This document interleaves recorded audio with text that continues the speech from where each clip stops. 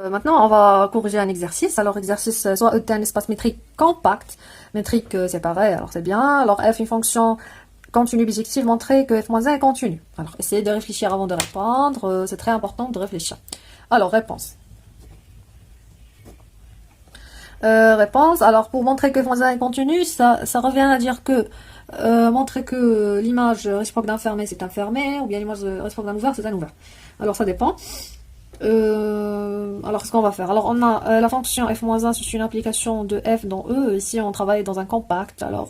Alors pour montrer que f-1 est continu, il suffit de montrer que pour tout ouvert, c'est-à-dire montrant que pour tout ouvert ou bien pour tout fermé, c'est la même chose. Alors, pour tout fermé de E, c'est son image réciproque par f-1. Alors, pour tout fermer de E, alors pour tout fermer de E, alors pour tout fermer de E, alors se fermer par exemple K. Alors, pour tout fermer de E, appelé K, l'image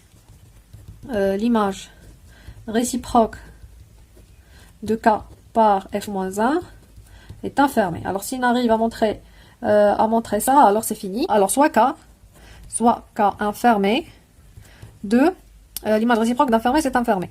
Par f-1. Alors, je prends un fermé de E. Un fermé de E. Très bien. Et je vais calculer l'image réciproque de K. Alors, l'image réciproque par f-1. Alors, l'image réciproque, mais de quoi? De f-1, appliquée à K.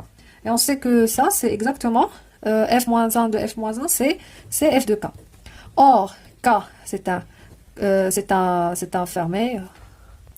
Or, K est un compact. Pourquoi? Parce que c'est un fermé et E un compact. Et E compact. Et on sait que tout fermé dans un compact est un compact. Or, K est un compact et F, elle est continue. Alors, F de K, celui-là, c'est un compact. Tout évidemment. Et on sait que tout compact, il est fermé. Alors, F de K est fermé. Puisque tout compact est fermé, c'est la caractérisation de compact par les fermés, on a déjà vu ça. D'où celui-là c'est un fermé, alors f-1 est continu. Si f est une fonction continue bijective, f-1 est continu, on dit que f est un homéomorphisme.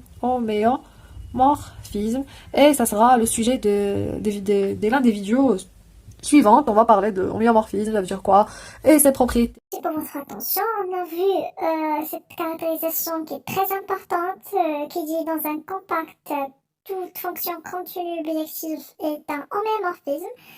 Alors, prochaine séance, on va voir un théorème très important.